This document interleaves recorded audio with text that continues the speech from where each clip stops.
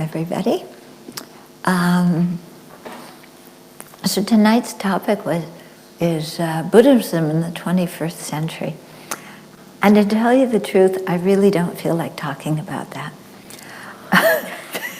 Because, as His Holiness the Dalai Lama says, no, it's Buddhism in the future. That's what it is. And as His Holiness the Dalai Lama says, you never know the future until it happens. So, for me to talk about the future, so she just gave me a lead-in to something I do want to talk about, which is the series.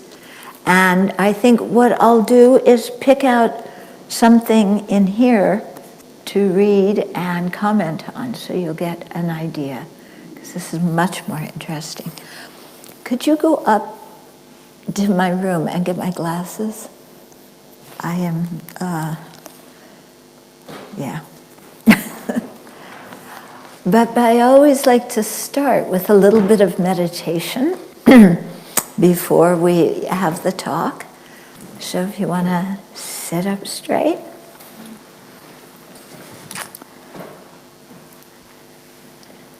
And just check in with your body for a minute, see if there's tension. Anywhere, and if there's tension, then release that.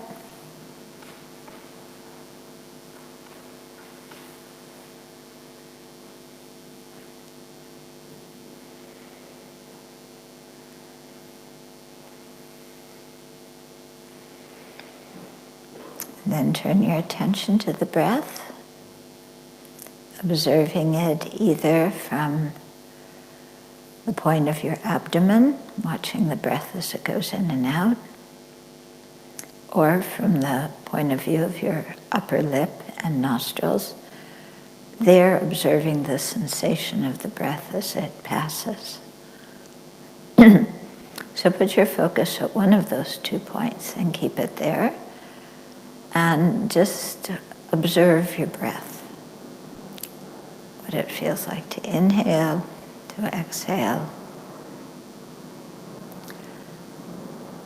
And observe how the breath is changing in every moment. Doesn't remain the same at all, constantly in flux.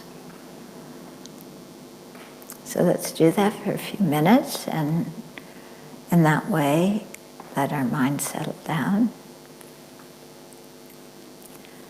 If you get distracted, just realize the distraction and then come back home to the breath. So we'll do that.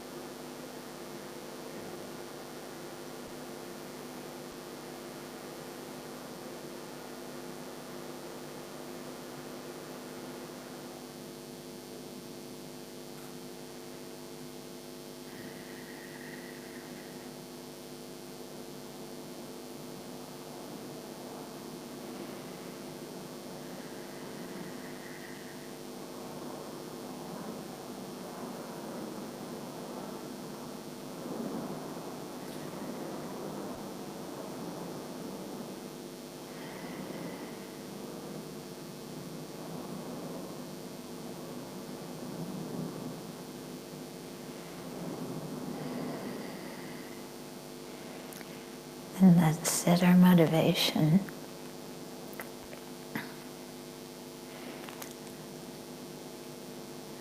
And since our motivation is the most important part of whatever action we do, let's make sure that we transform whatever motivation we start out with into one that is imbued with compassion.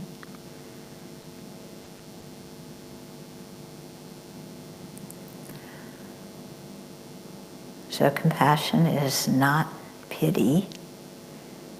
It's simply a wish for living beings to be free of suffering and its causes, and all unsatisfactory conditions and their causes as well. So whether we know different sentient beings or not, we share some very common qualities that help us really understand what's in everyone's heart. And that is that everybody wants happiness and no one wants suffering.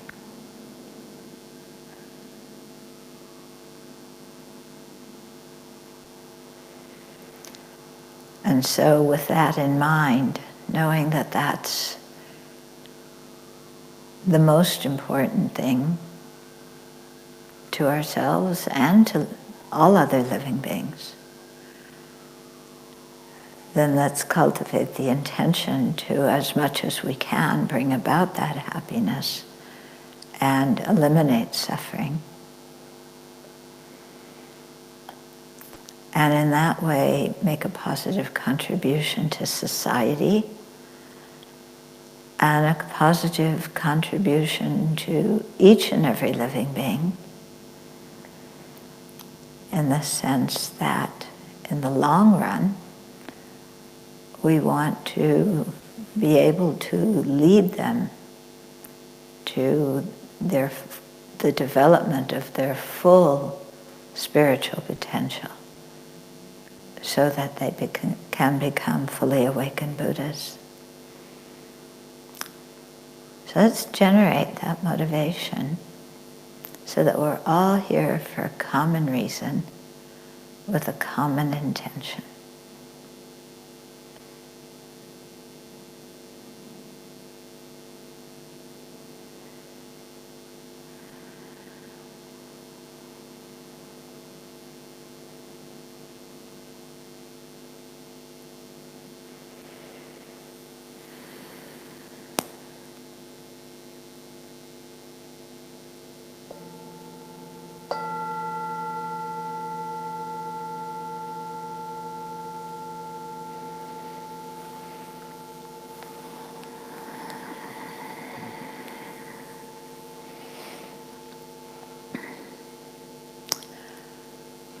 So, I'm going to tell you the story about the Library of Wisdom and Compassion.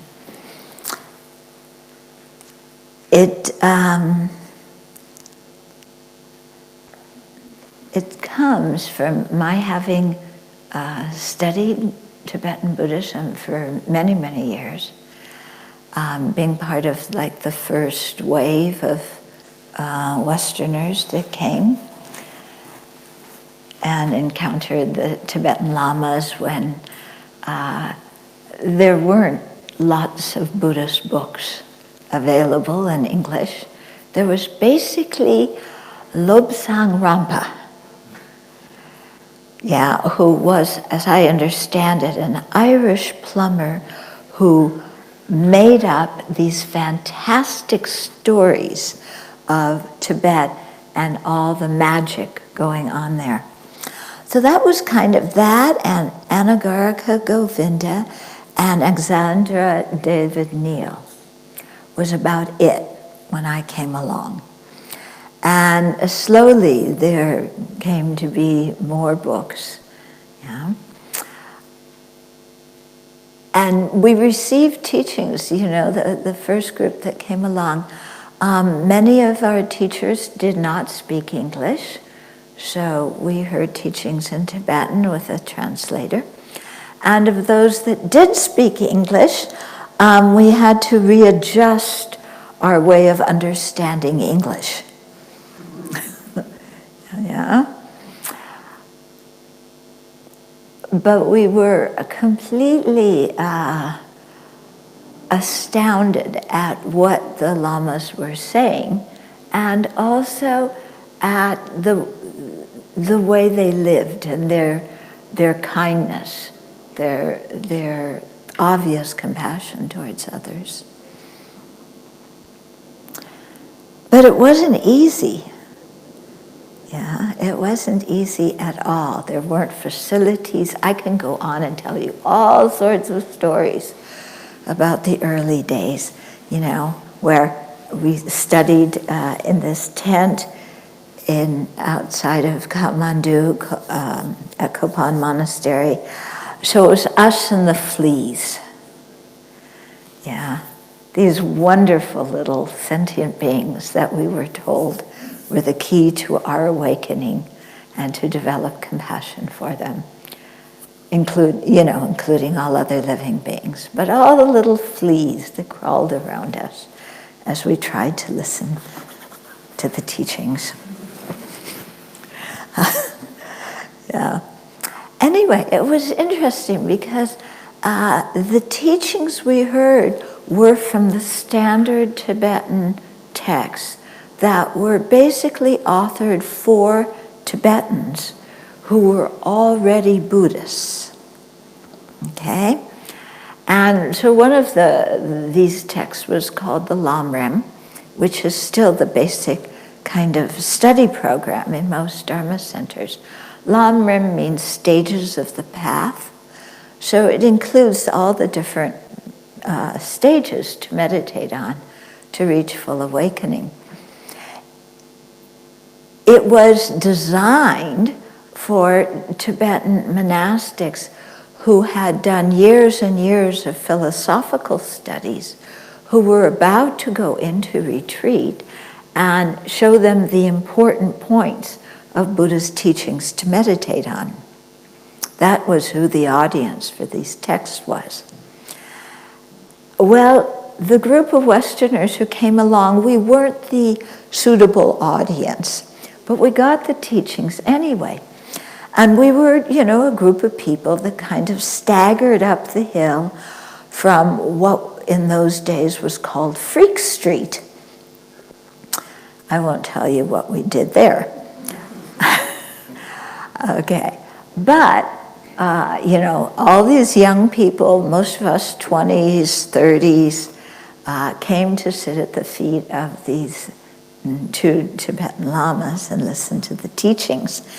And, the Tibetans have a certain sense of humor that is often very different than our sense of humor. And so the lamas would read these texts, and sometimes, they would crack jokes. Sometimes in the stories, in the texts, there would be, supposed to be things that were funny. And the Tibetans would laugh, and we'd all sit there like this, like, what? Okay, you want to hear one of them? Okay, so there's two that are really the ones that get me. Anyway, here's one. So there was this man who he bought a sack of barley, tsampa, that's what they ate in Tibet. And he brought it home, and he tied it to his ceiling. Some of you are nodding, you know this story. And he tied the sack of tsampa to the ceiling, so that the mice couldn't get it.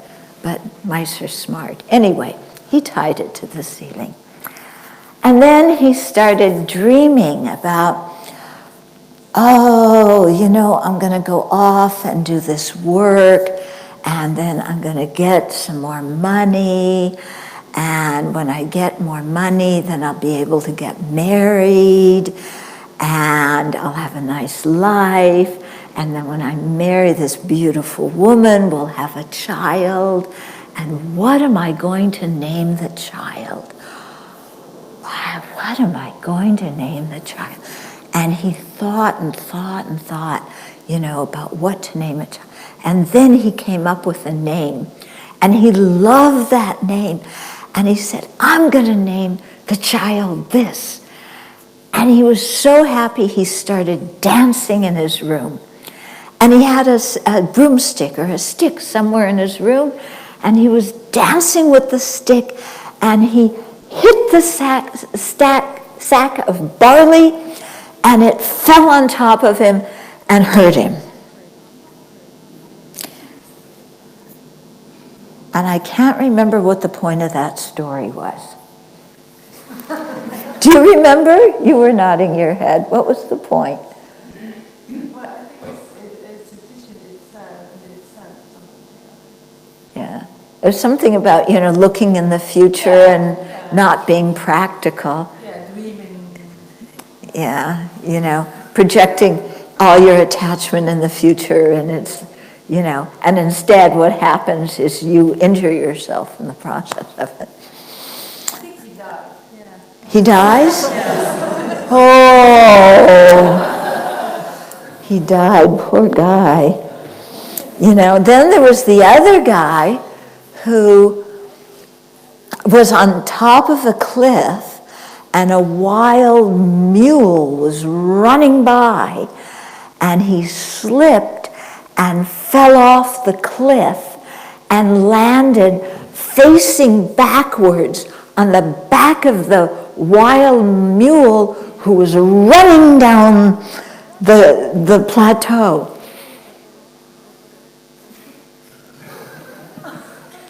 Yeah? And this example was to show us how rare it was to have a precious human life. Because how often do you fall off a cliff and instead of getting injured, you land backwards on the back of a wild mule? Okay, so we had these marvelous teachings and these stories that, we're trying to put together. If any of you have ever studied Aryadeva's 400, he tells stories in that text that, again, he's Indian, and we're like reading it, and what are these about? Anyway, okay, so this was the ambience we're learning the Dharma in, with the fleas and the wild mules and the bags of sampha that fall from the ceiling. And so what I realized in the process of this, is that the Lamrim is precious, and the teachings in it are amazing, but they're suited for Tibetans who, understand the culture and everything. And it was difficult for us to understand. Also, because the topics assumed that you understood what mind is, what rebirth was, that you were convinced in rebirth. The book assumed that you believed in the Buddha, Dharma, Sangha. And we were all,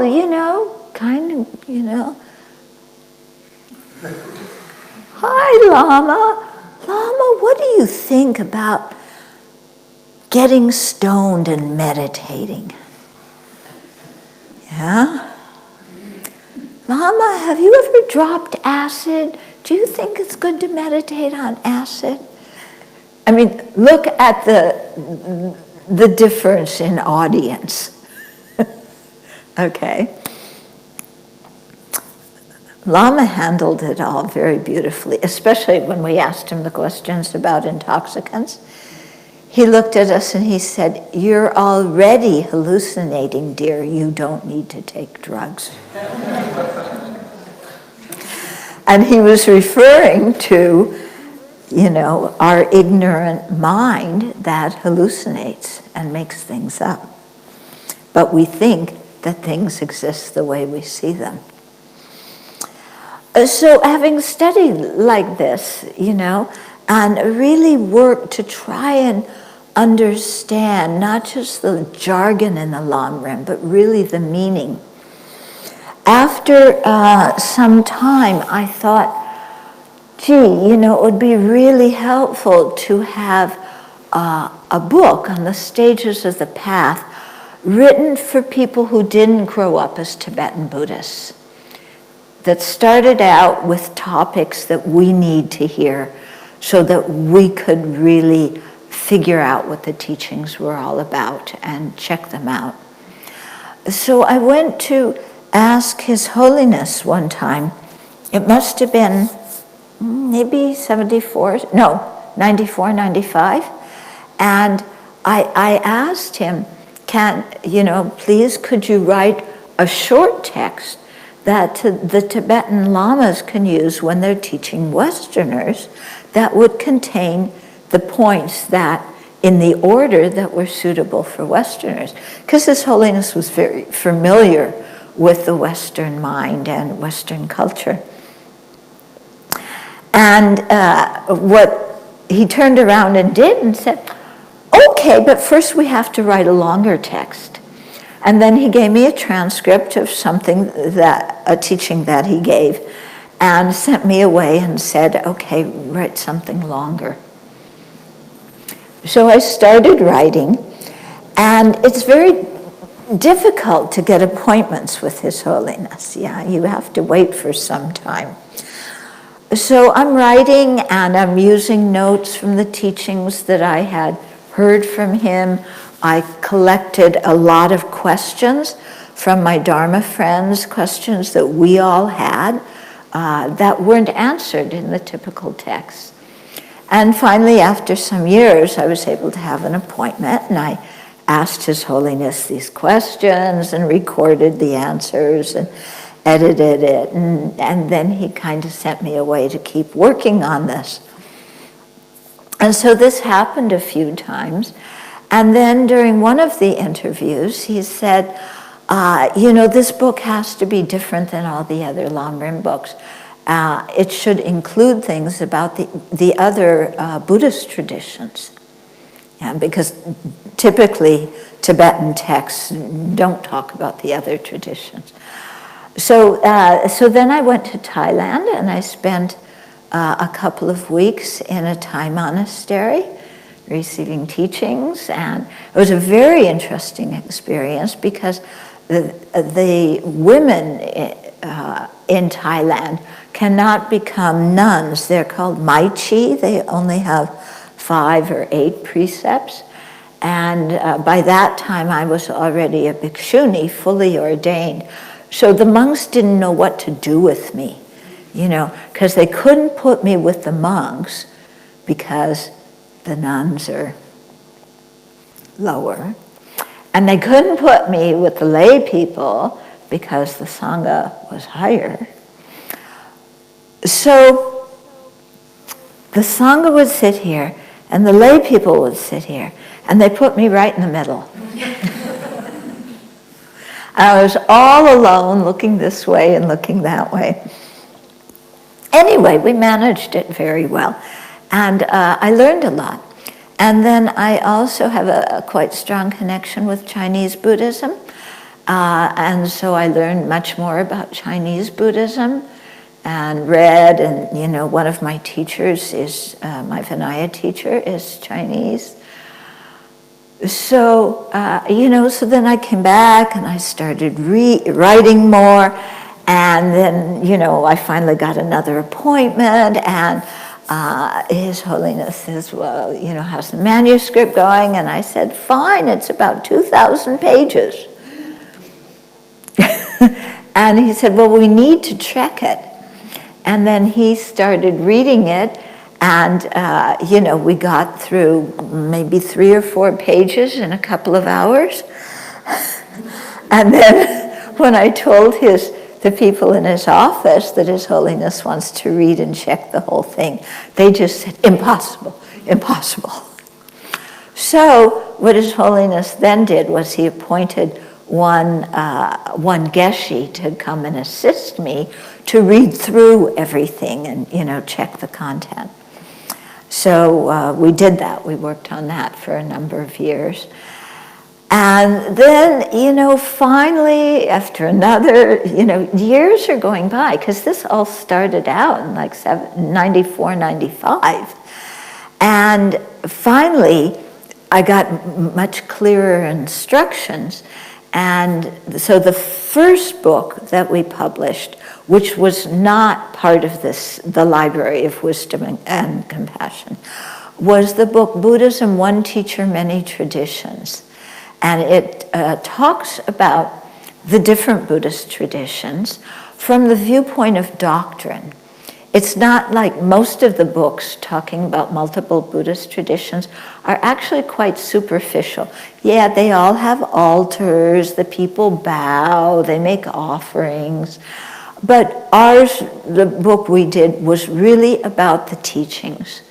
And so that came out in, I think, 2014. So it was like almost 20 years from the first time I went there. And then after that started to write the Library of Wisdom and Compassion. I still don't know how many volumes it's going to be. My guess is 9 or 10. So the first volume is Approaching the Buddhist Path. So this is an introductory volume. It talks about the mind. It talks about rebirth. It answers a lot of the questions and gives a lot of the background that people who are not Tibetan Buddhists need before learning the path. So we put that in this the first volume, and also half of the second volume. The second volume is called The Foundation of Buddhist Practice. So the first half of that is, again, introductory material, which you say introductory, it sounds like it should be easy material. It's not. If you've been to any of His Holiness's teachings in the West, he dives right in at the beginning talking about philosophy. Yeah, he doesn't start with, yes, be kind and nice to people. But, his way of teaching is he'll teach something that everybody can understand, and then he'll go immediately into some deep philosophy. Then he'll pull back and, again, something everybody can understand. And then again, very interesting, And he doesn't, he'll give you the basic points, but he doesn't necessarily care if you understand everything. Because the way they teach the Dharma in Tibetan Buddhism, it's very much regarded as you're planting seeds on people's mind. So they give you the teaching with the idea that you're going to have the teaching, you're going to hear it many, many times. And so each time you hear it, you understand something deeper, you understand it in a richer way. But you're not expected to understand the whole thing. So it's not like in Western education where we, learn something and then we tell the professor what they already know on an exam and get a piece of paper as a present afterwards. Here it's really something that you're supposed to hear many times, think about on your own, discuss with other people, contemplate it. There's really, the students have to exert effort. Yeah, they don't spoon feed you. So then in the second volume, after the rest of the introductory material, we started with the Lamrim. Now, I initially thought, those of you who are familiar with the teachings, one of the first teachings you hear is about how to rely on a spiritual master.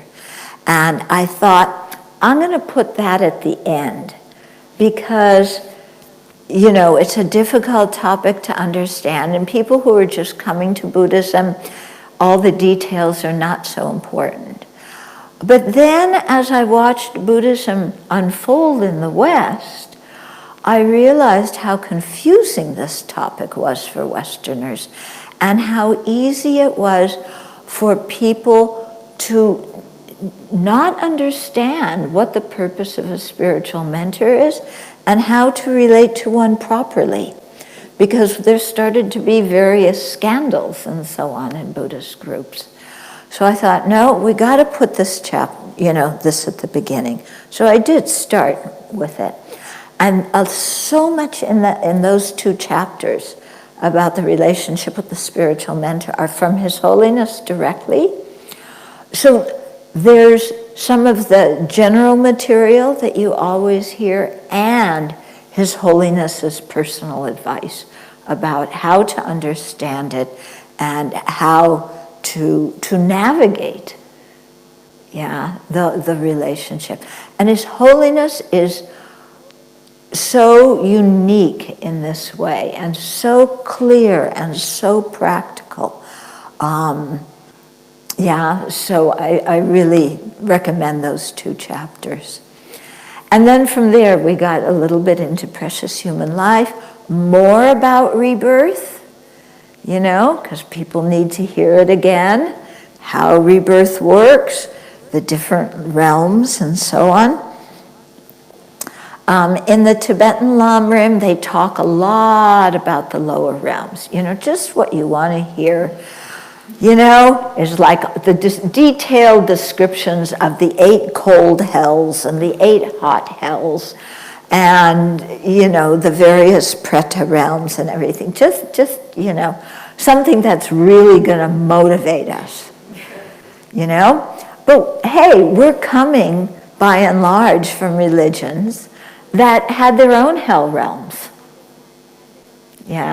that most of us just, you know, it wasn't a motivating factor. In fact, if it motivated us, it was to turn away from our old religion, okay? So, you know, His Holiness doesn't speak a lot about the hell realms. You know, if he's giving a transmission, he'll mention them, but he'll just do the reading, the transmission, but he won't talk very much about them. So I followed that, so it's safe. You can read it, don't worry. You'll have to read the other books written by, you know, I think Pabonka Rinpoche, he gets really, he loves talking about the hell realms. Okay, His Holiness is not big on that. Then we talked about death, and not only preparing for our death, but how to help other people die.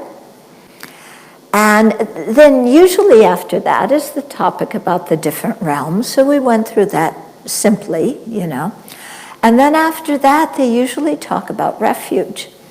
But what I and some of my other friends who are teaching in the West have found is that Westerners don't understand refuge when you bring it in that early. You know, when you talk about the Buddha's qualities and he's omniscient and he can manifest many bodies. And, you know, most Westerners are like, really, like, you know, we can't have faith so easily. Yeah. And the idea in the general Lamrim for putting refuge there was that people would generate faith so that the next topic, which was on karma and its effects, then they would believe in karma and its effects because they had faith in the Buddha, Dharma, Sangha. But that didn't work for Westerners, you know, because most of the people I talk to, it's like, I can't relate and I don't really understand it, but I want to hear about karma, you know? And so people want, they want to hear about karma. What do I practice? What do I abandon? What does karma mean? How does it work? Do I create it as an individual? Do we create it as groups? Can it be purified if it's negative? Can it be destroyed if it's positive. You know, how in the world does karma work? And so what I decided to do was put the chapter on karma next, okay? Because that's what people wanted to hear and what they can relate to. And it's very practical. I think the whole issue of karma and ethical conduct, the way to say it in conventional language is we've got to get our act together. Yeah? Or another way is stop acting like a jerk.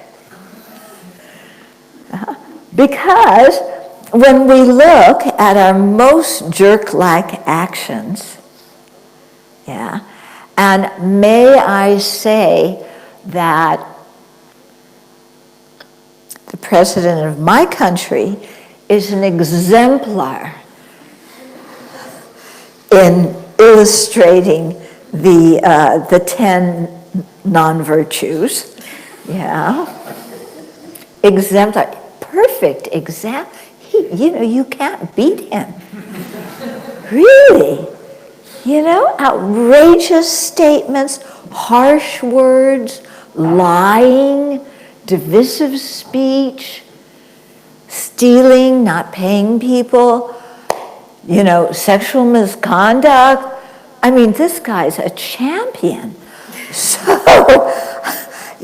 so we can all relate to the importance of developing ethical conduct if it means stop being a jerk. Because who wants to be like that guy? Yeah.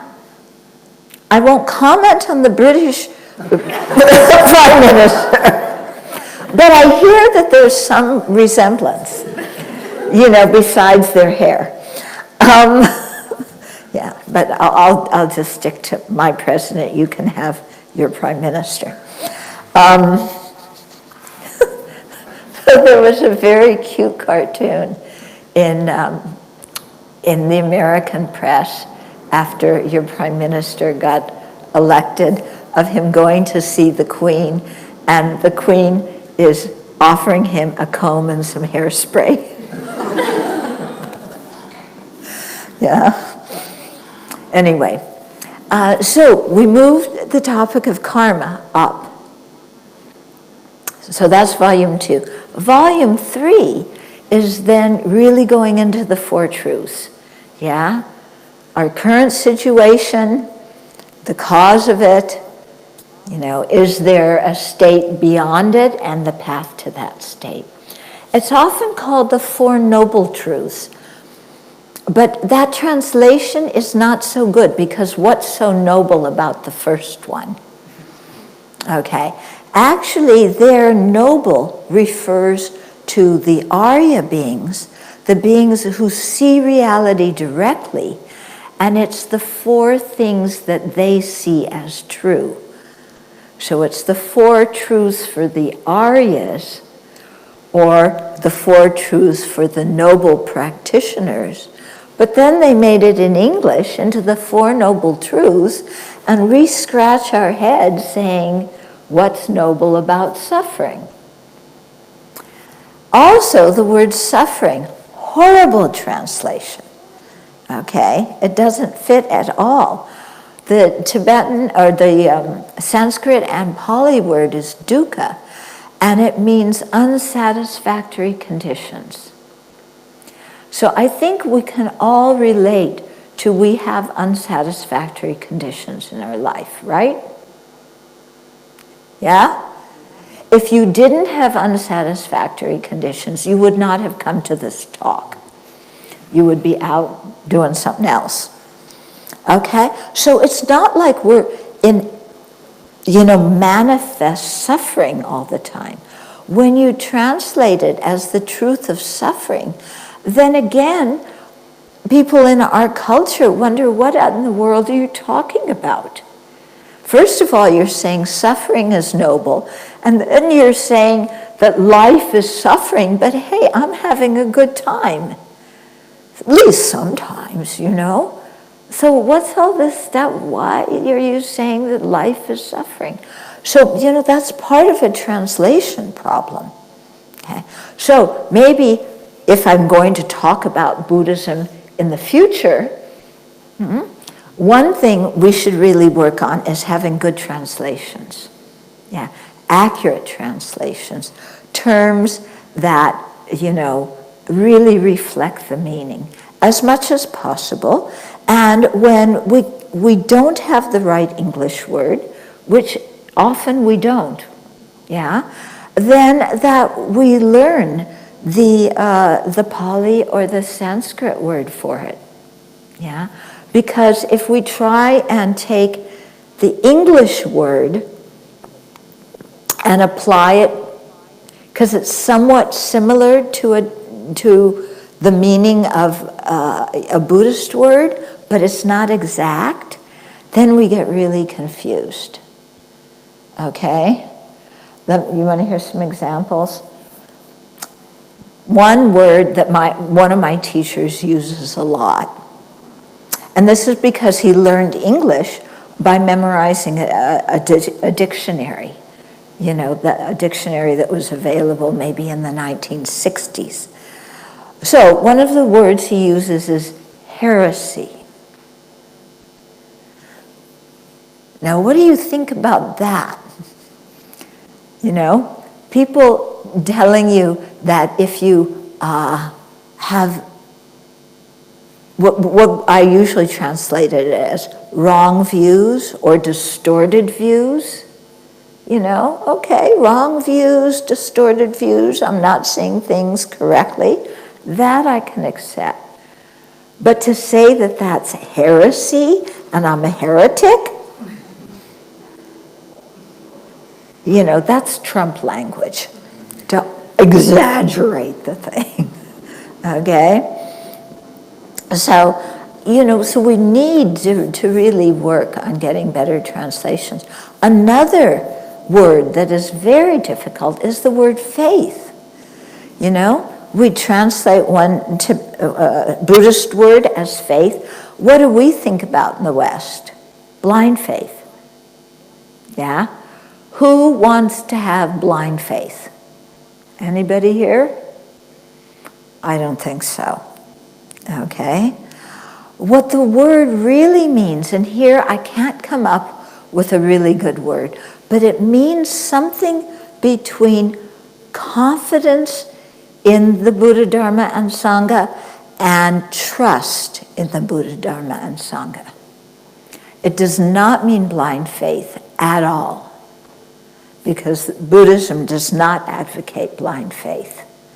Yeah. So it's developing confidence in the teachings by learning them, studying them, yeah, then admiring the people who practice, aspiring to be like the people who practice.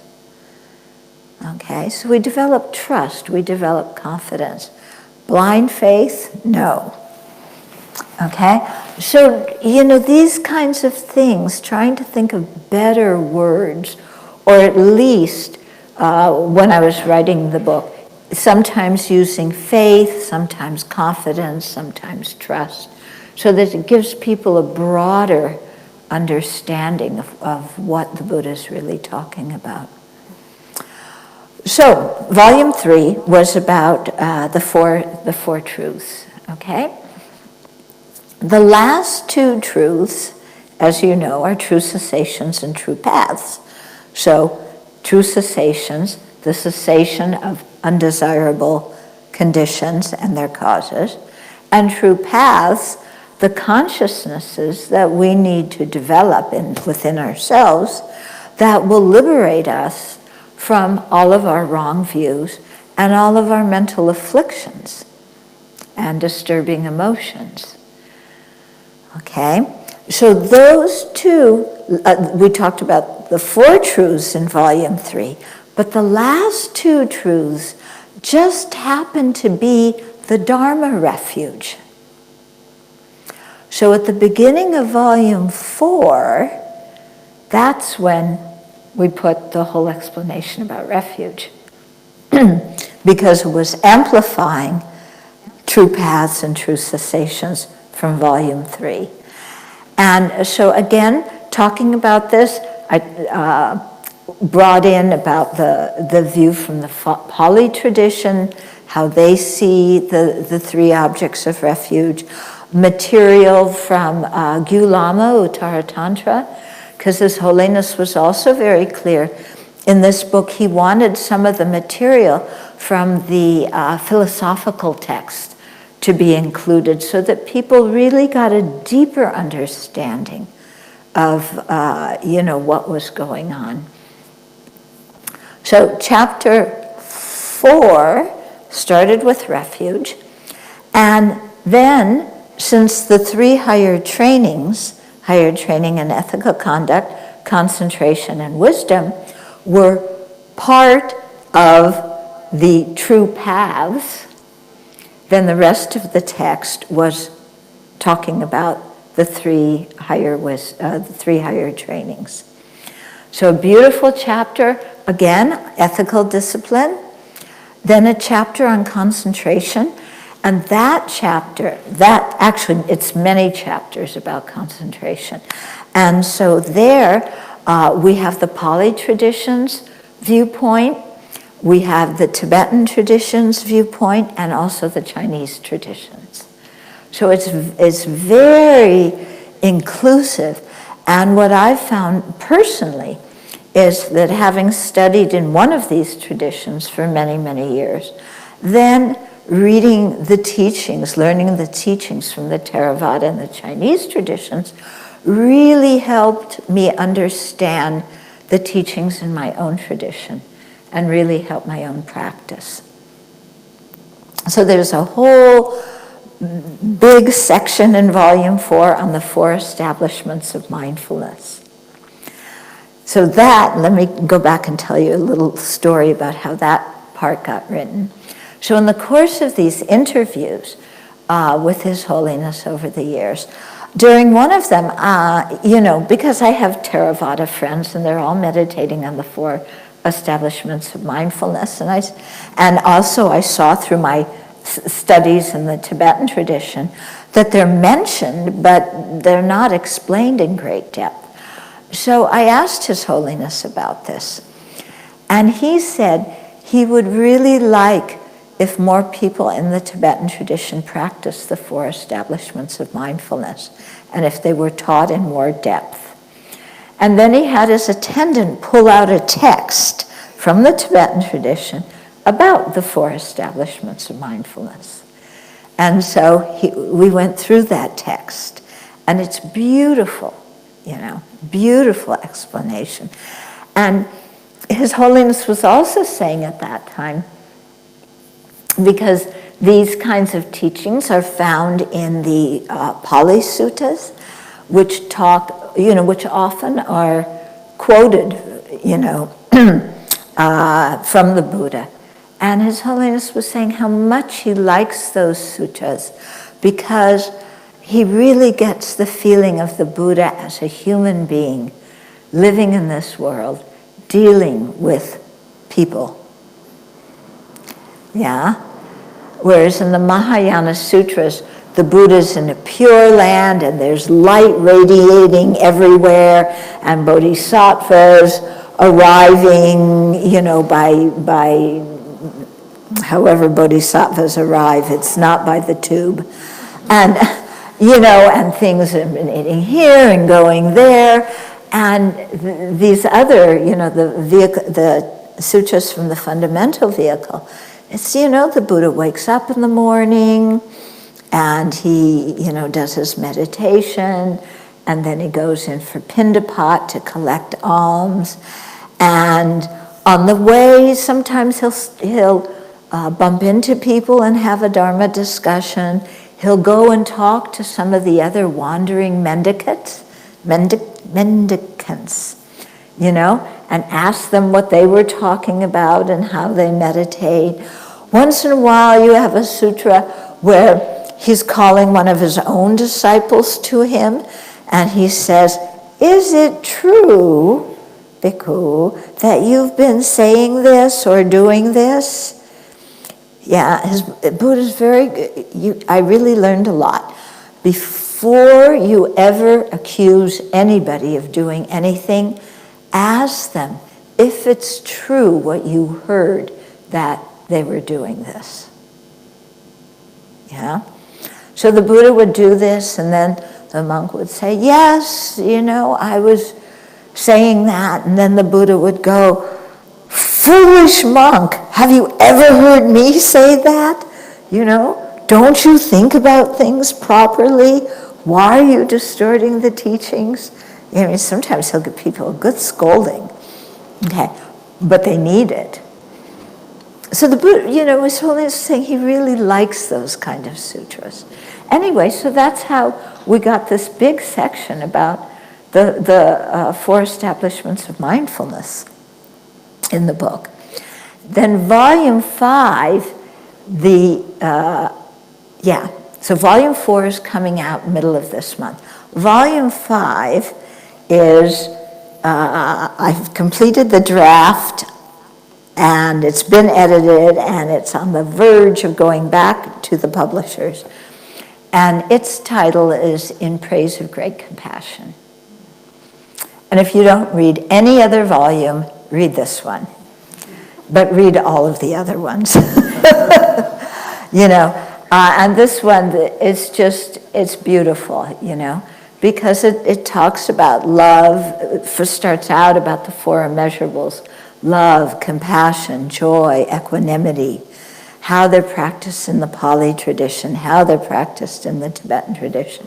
And then different teachers' presentations of how to develop compassion, how to generate bodhicitta. It's a wonderful volume, okay? So that'll be volume 5. Volume 6, still working on. That one is going to be about the 6 perfections, or actually it's 10 perfections, and also the paths and stages, grounds and stages of the path. And then with volume 7, we're going to dive into emptiness, the nature of reality. And that will take at least 2 volumes, maybe 3, I'm not sure. And then after that, Tantra, which will be 1 volume, maybe 2, but I doubt it. Okay, so that's the whole overview of how it's planned.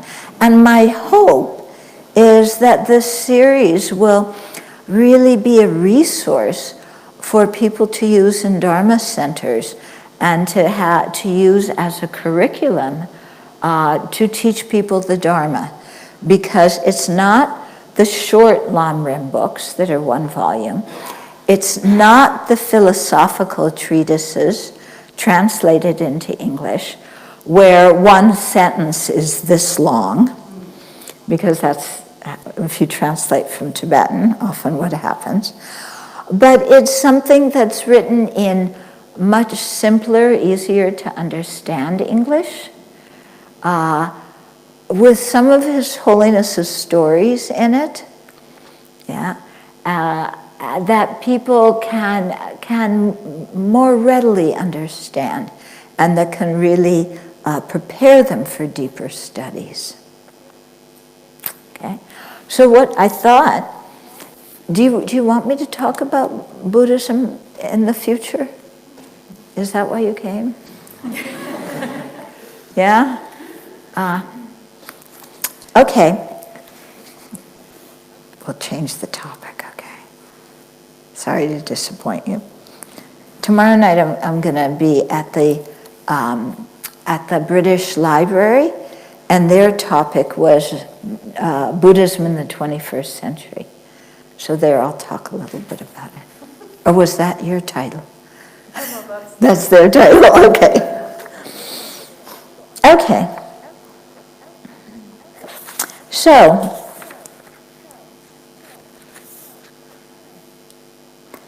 I just opened the book randomly, and the page says, "Can the Dharma change?"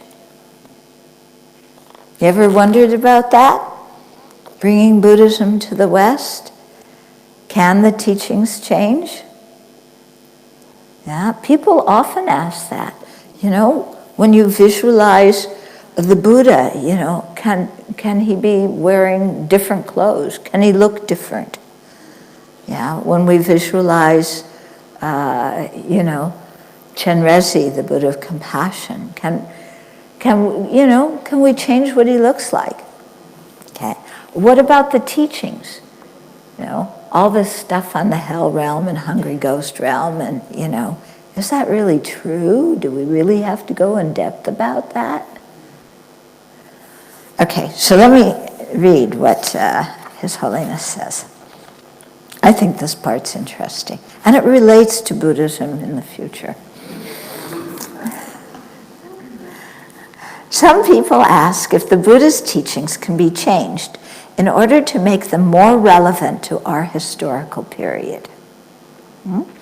While they want to make the Dharma more understandable to others, they are concerned that altering the teachings would impact their authenticity and efficacy. This question requires much careful thought. In other words, what can change and what can't change? Yeah? When we come here and, you know, this is the mandala, Mount Meru and the 4 continents, the ancient Indian version of the universe. Yeah? Are we supposed to take that literally? Yeah? And all this stuff, you know, brocade, katas. Westerners love katas. Yeah, at the Abbey, they love katas, even though they're very perplexed about what to do with them. Yeah, but do we need katas in the West? Do we need katas? In India, they use flower garlands. In Tibet, they made katas because they didn't have so many flowers.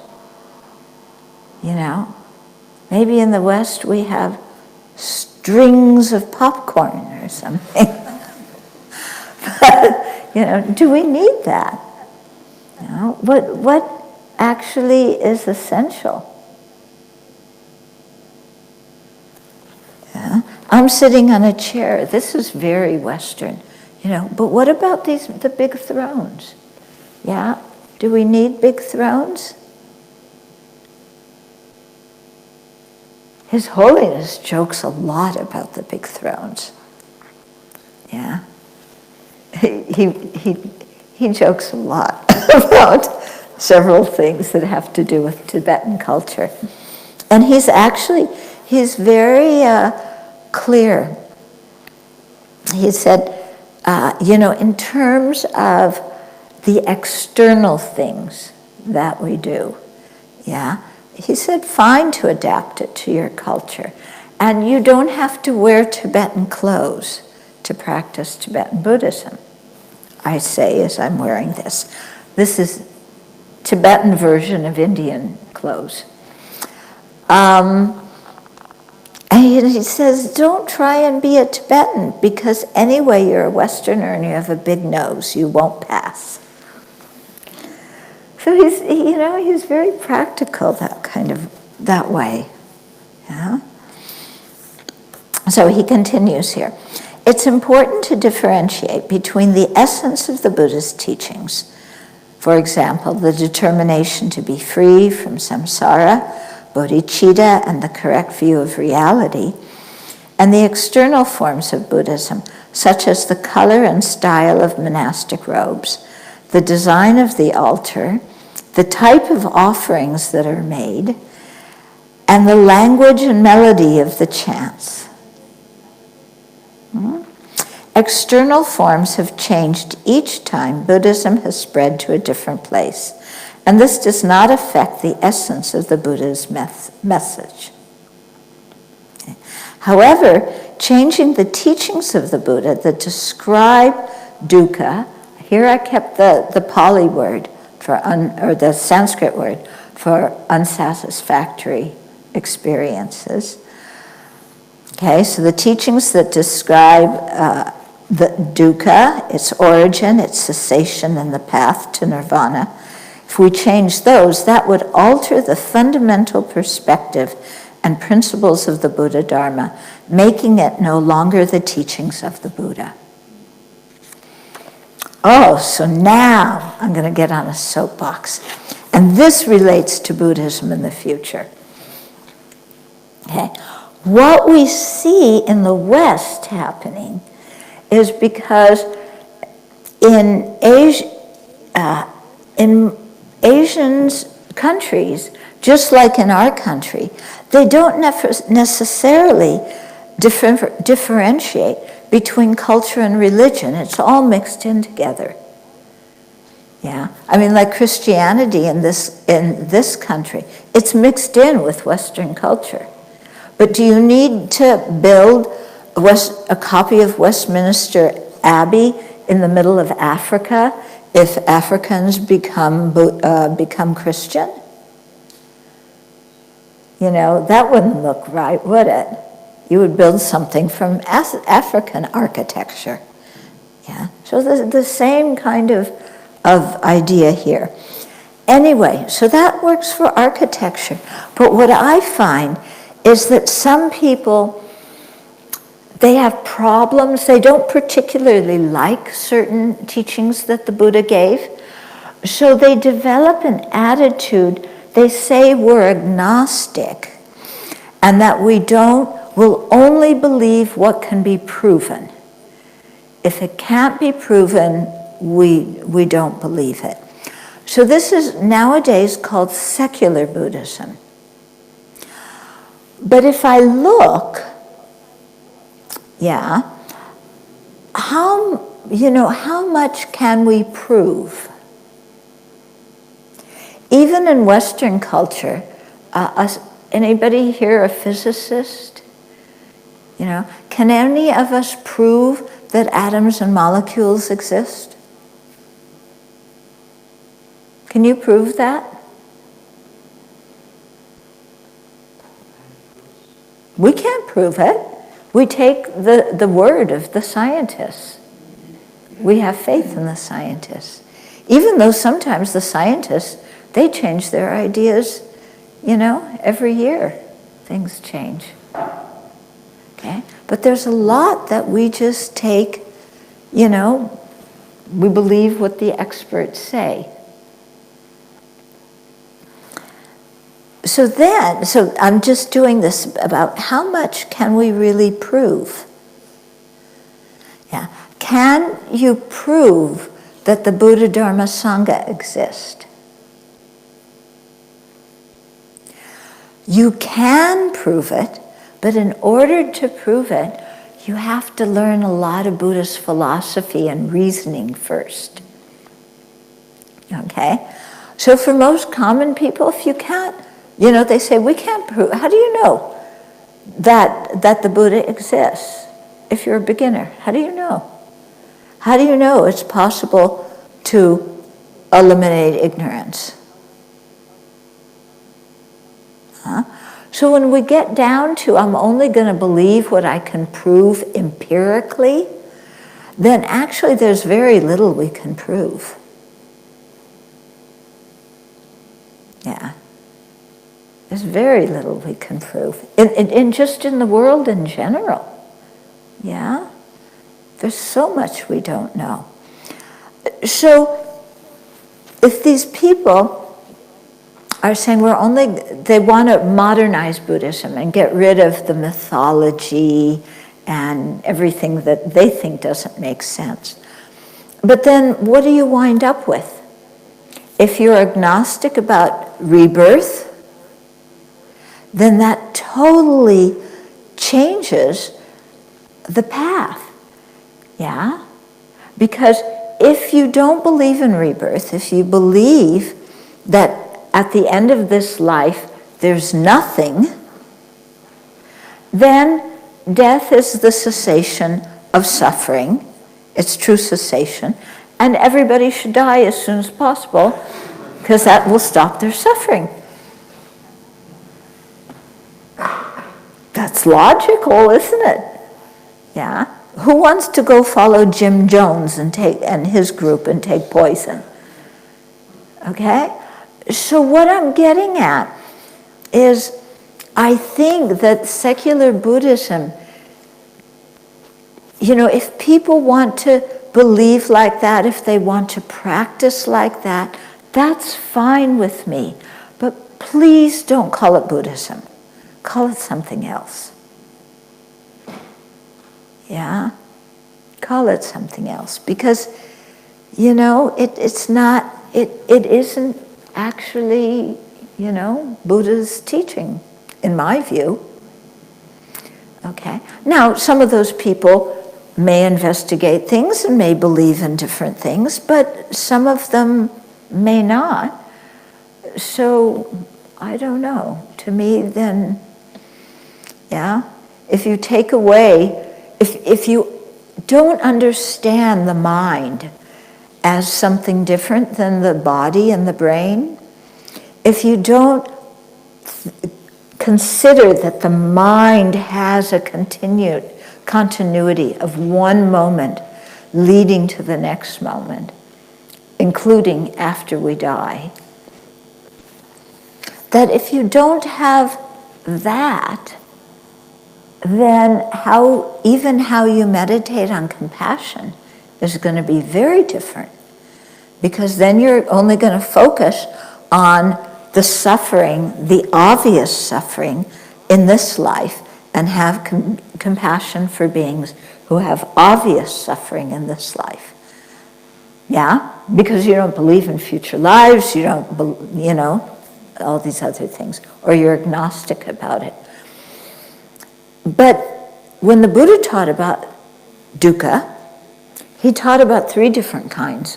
One is the ouch kind of suffering that everybody recognizes as suffering and wants to be free of. The other 2, we don't obviously recognize them as suffering. We would not use the English word. Yeah? And we wouldn't think. Yeah. Would you, when you hear the words, have compassion for the suffering, do you think of wealthy people who have power? Are they included in your compassion? We usually would omit those people because they don't have obvious suffering. Okay? So, if you don't believe in rebirth and you don't see the mind as something different from the brain and so on, then, you only have compassion for people with obvious suffering from, poor health or poverty or whatever. With the way the Buddhists described dukkha, which is that even when we have what is called happiness, it's still unsatisfactory. Okay? Now think about it. You've had a lot of happiness in your life. Has it been totally satisfactory? So that it met all of your needs forever and ever? Has the happiness that you've had in the past lasted a long time? Okay? If you really think about this, the answers are not yes. Because if they were, you would not be here this evening. Okay? So what the Buddha talks about is that dukkha has many levels, and what we call happiness is great for the moment it lasts, but it doesn't last very long. And if we keep doing what we enjoyed that gave us happiness, if we keep doing it, eventually it's going to turn into manifest suffering. Okay? So like when you're hungry, we can have compassion for... What did I do? We can have compassion that are for people who are hungry. Yeah. But does food solve their problem completely? When you're hungry and you eat, yeah, the suffering of hunger goes down, and you're getting full, and we call that happiness. But if you kept eating and eating and eating, what happens? Yeah, the happiness you had from eating, you now have a stomach ache. You ate too much. We've all experienced that, haven't we? So then, is happiness really to be found in food? Or is it just a temporary thing that stops the suffering of hunger temporarily? Because if it provided genuine happiness, the more we ate, the happier we should be. And that's not what happens, is it? Okay? So, my point here is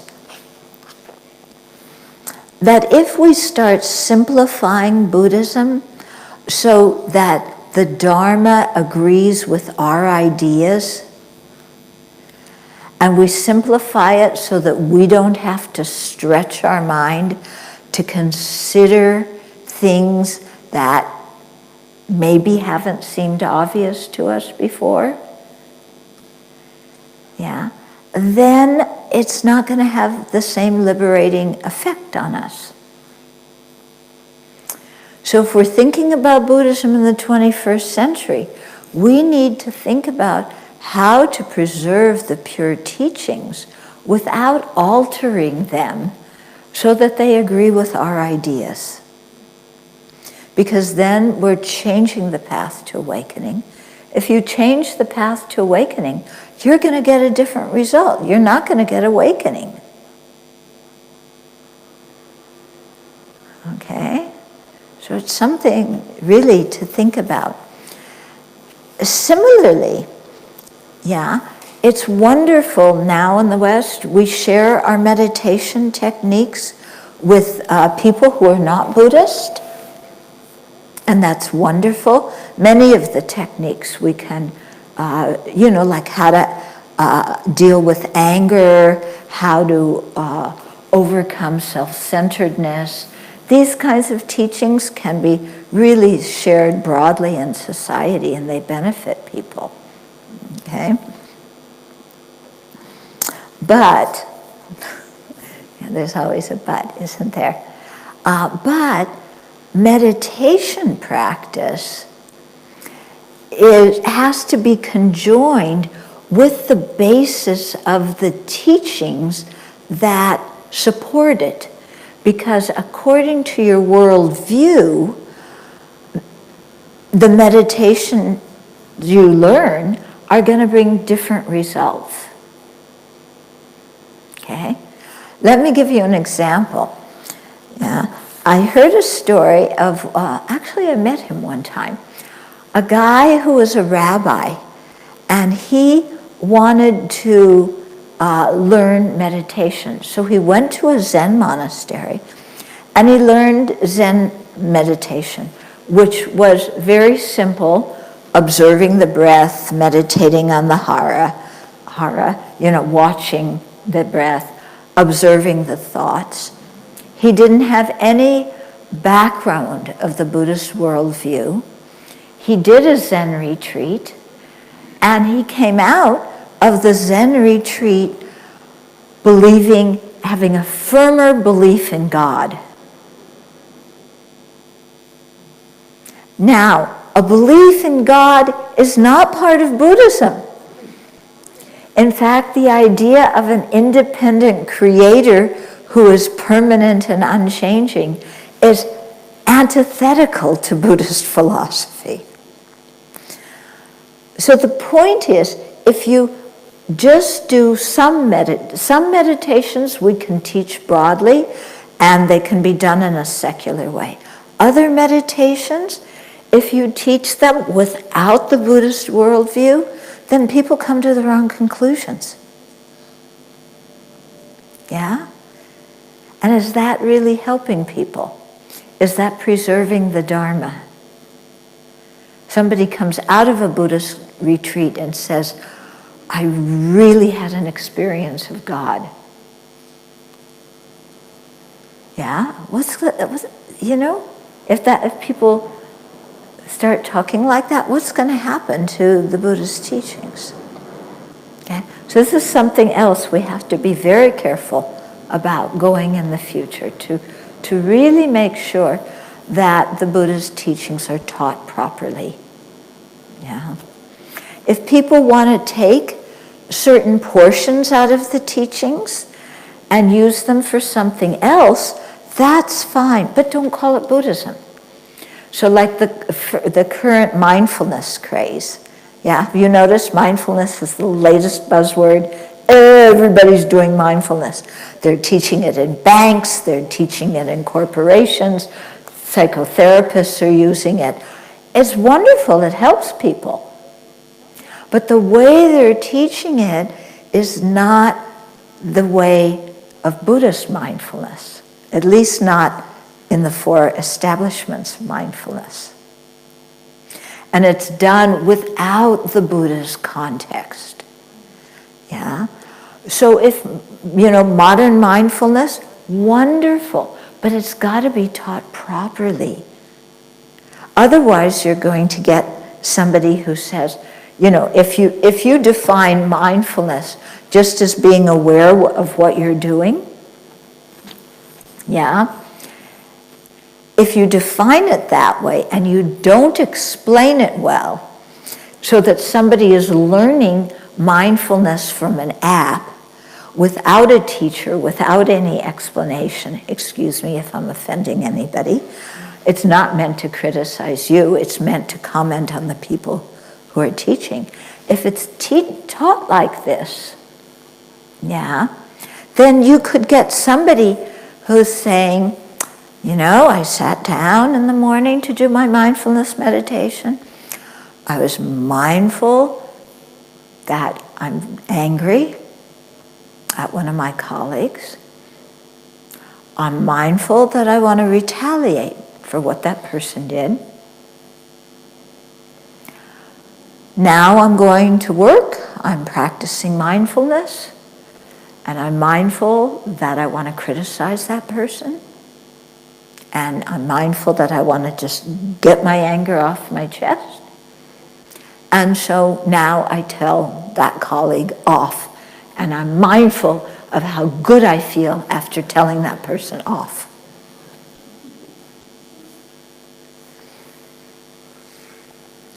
Yeah? Is that Buddha's teachings? Is that something beneficial to that person? Yeah?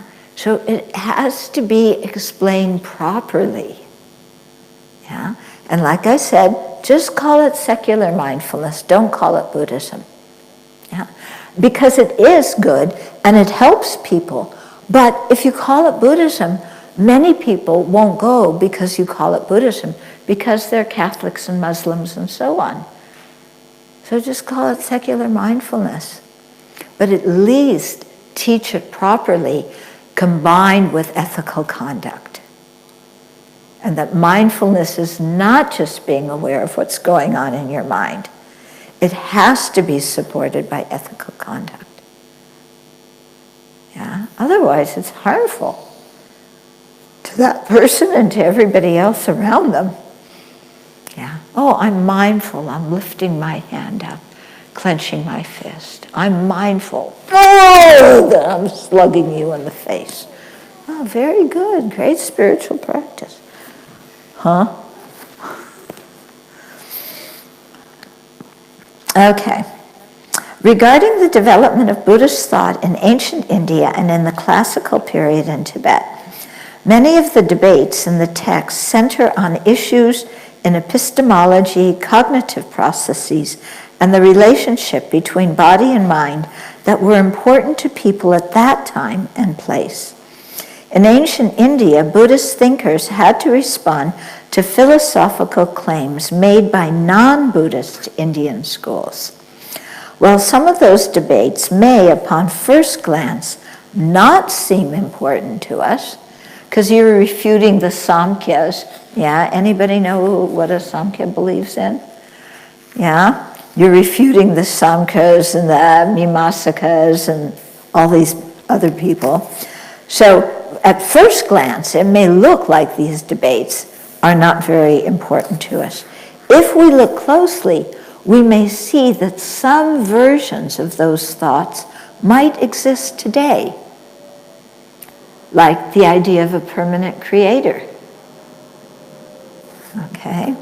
Or the idea that there's only material things and anything that you can't see or contact with your senses doesn't exist.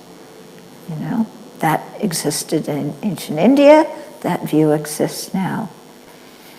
In that case, studying their refutations could help us when speaking with our contemporaries who assert the existence of a universal mind, an absolute creator, predetermination, and so forth.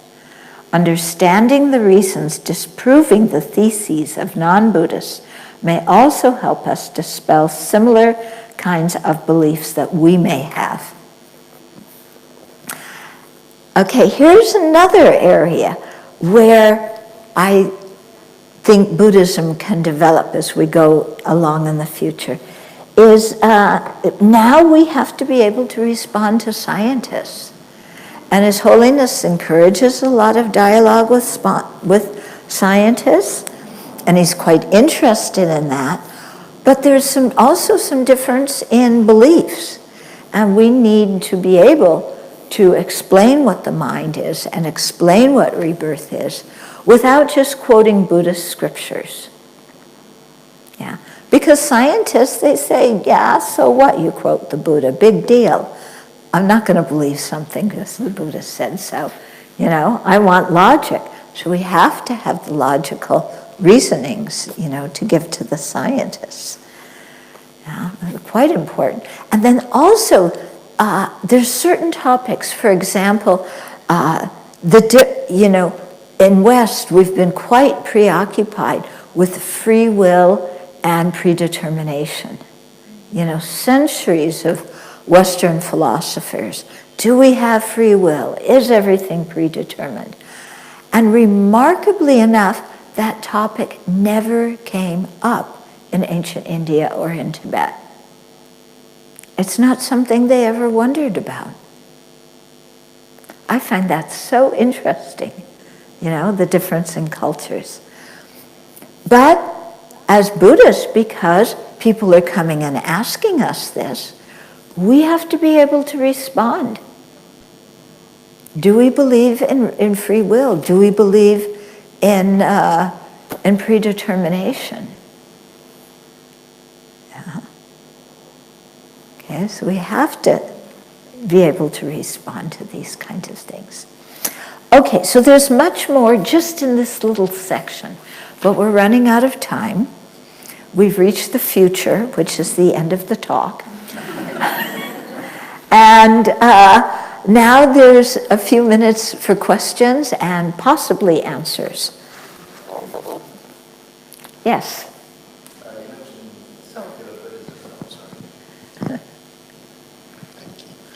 You mentioned secular Buddhism, and it's kind of spread to the West in mindfulness and all that kind of stuff.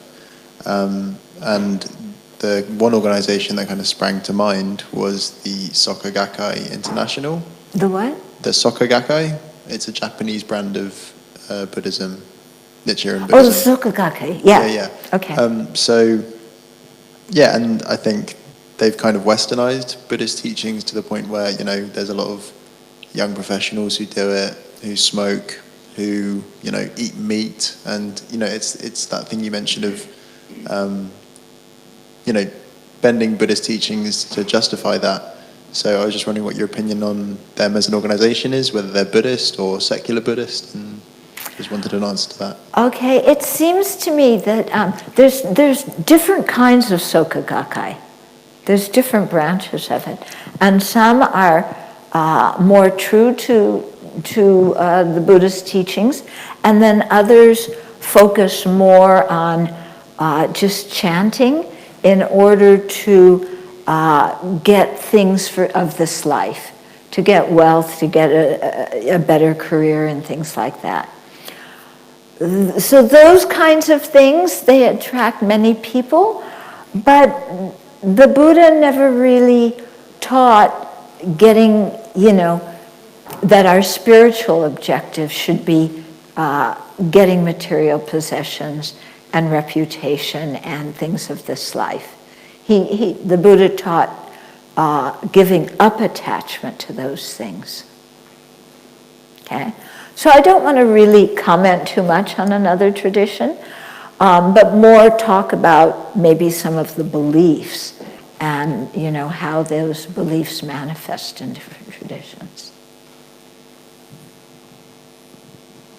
Thank you for a wonderful talk. My question is about how you view rituals. Are these something that can be changed when it goes out of the Tibetan culture? Because I think that it's not only about Westerners who are ready or not to embrace them, it's also about certain Buddhists who are very strict, and they are the ones who say, if you don't respect the ritual, it means you are not actually a true Buddhist. So I just want to know what your position is on that. Really? There's people who say if you don't respect the ritual? Yeah, no, I mean, they like the ritual and they think that, I understand the function of it, but, I wonder to what degree do you have to keep it? Yeah. Okay, rituals they're designed they're actually guided meditations.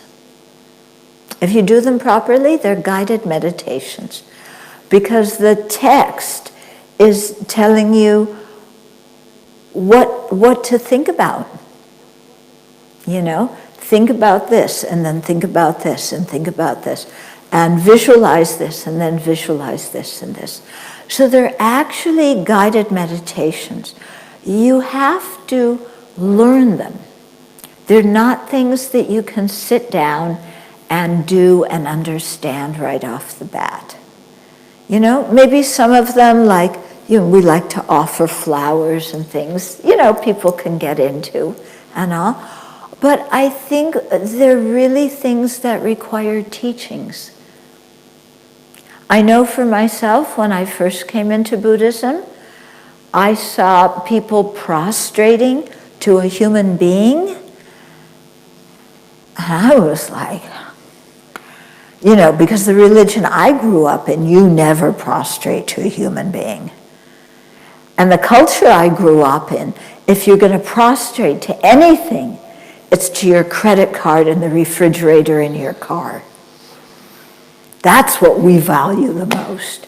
But prostrate to another human being who's sitting on some big high seat wearing a funny hat? Yeah?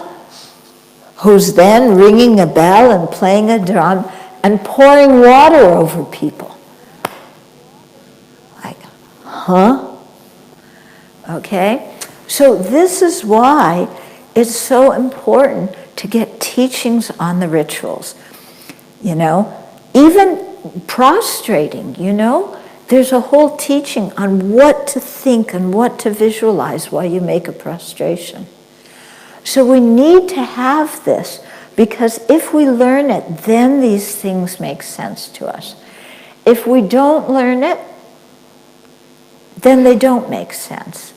And then what you sometimes have, and I'll probably step on some toes saying this, is you have some places, okay, let me put it this way. I was teaching in Singapore some years ago, and I was teaching the Chenrezig practice, the practice of the Buddha of compassion. And the people there love Chenrezig. It's Kuan Yin in Chinese culture. And I was teaching the whole practice using Tibetan chanting, because that's how I had learned it. And one day, we're sitting there doing it, And all of us are struggling with the Tibetan chanting because none of us speak Tibetan. Even though there's a translation on the opposite side of the page. And I said, what in the world am I doing chanting Tibetan things with people when none of us know Tibetan language? Yeah? And then shortly thereafter, you hear His Holiness say, we should do our practices in the language that we understand. Yeah? But lots of Westerners, it's kind of, because Tibetan Buddhism is a little bit exotic. We have it hands down. The Zenis, the Theravadas, they aren't exotic. Tibetan Buddhists, we're so exotic. Don't you think? High thrones, long horns, short horns, hats, brocade, blessed water, blessed pills, blessed cords. Even a piece of string can be holy. Wow. I need to protect this string so it doesn't break, but it's going to protect me. Yeah? So, if we don't understand, this all seems hocus pocus. Yeah. So in the Abbey where I live, we do everything in English, except one small section of one practice. But everything else is in English. So we all understand what we're doing. When we give monastic ordination, we have a rehearsal first, and the ceremony's in English. So people know what to think when they're having the ordination. Yeah. When I got ordained, everything was in Tibetan. I was focusing so hard on keeping this robe up. I was so terrified it was going to fall down in front of everybody. Yeah? So, we need teachings on this kind of thing. Then it makes sense. Then people can really decide, do I like rituals? Is that a form of meditation that appeals to me? Or is there another form of meditation that appeals to me more? And people can then choose. Okay? If it's any hint, I'm not one who particularly likes rituals, but when I know the meaning of them, I find them very, very helpful for my practice. Very helpful. Yeah. The Tibetans can chant all day and all night. Unbelievable. If you go to India, yeah, you've been there? Yeah, they can start at 5 in the morning and chant the whole day. Yeah, take a tea break and a pee-pee break. But that's it, And for them, that's their culture and that's Buddhism and it works for them. For me, chanting all day and all night doesn't work. A little bit of chanting. If we do a little bit of chanting and I understand the meaning and how to visualize, it's really helpful to my practice. But all day long, Okay? So people are different, cultures are different. We have to adapt things according to our culture. These are external things, these are not the meaning of Dharma. Yeah, and we have to, each individual will figure out themselves how much these kinds of things are meaningful to them. Does that help? Does that answer your question? Yeah. So what I'm getting at is we have to have a very open mind here. Our mind has to be open to learn the meanings. And we have to have an open mind that different cultures and different individuals within a culture are going to find different practices more or less helpful to them. And that's great that there's a variety like that. Okay? Anything else?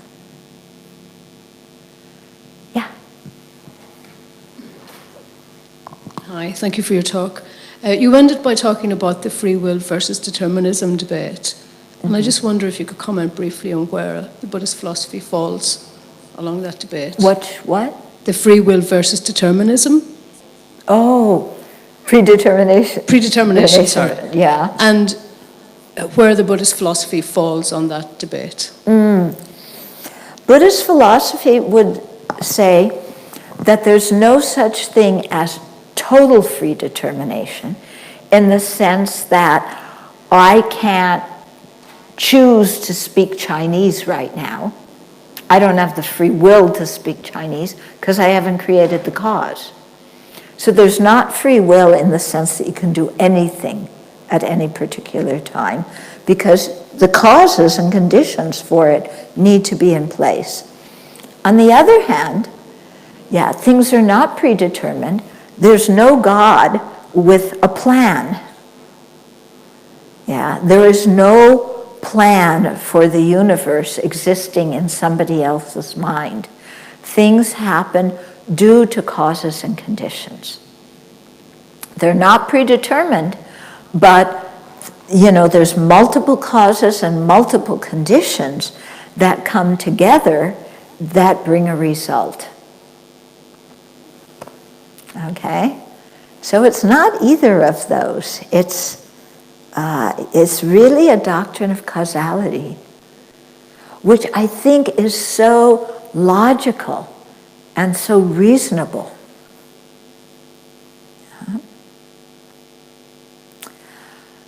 Okay, let's sit for a moment. I call this digestion meditation. So think of something that you heard that you want to take home and practice, or something that will help you in your understanding. This is just very short.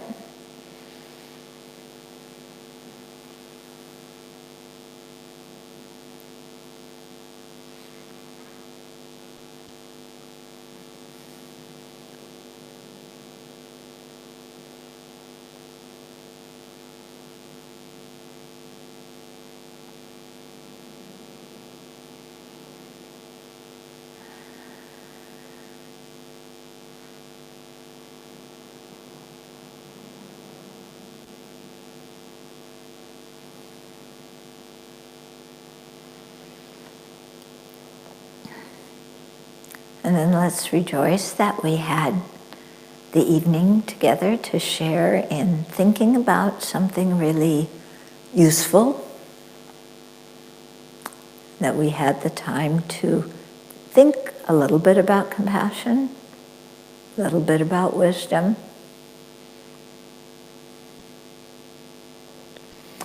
So to rejoice at the merit or the goodness that we created as individuals and as a group.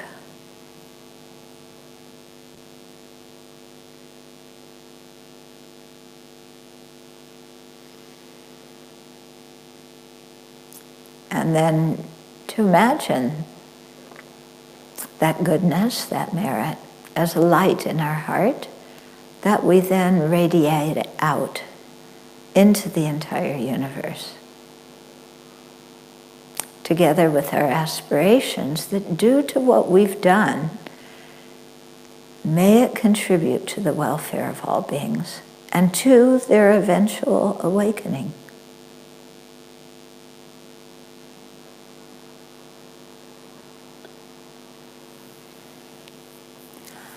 Due to this merit, may we soon attain the awakened state of Guru Buddha, that we may be able to liberate all sentient beings from their suffering. May the precious Bodhi mind, not yet born, arise and grow. May that born have no decline, but increase forevermore.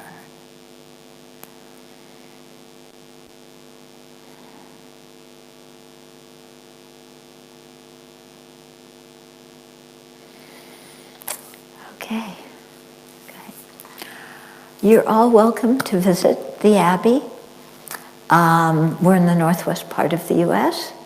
We have a lot of material online that may be helpful to complement the excellent teachings that you're receiving at Jamyang Center from the resident Geshe and all the other people who come and teach here. So, you know, we have videos and audio and written stuff, and you're welcome to check it out online. Okay.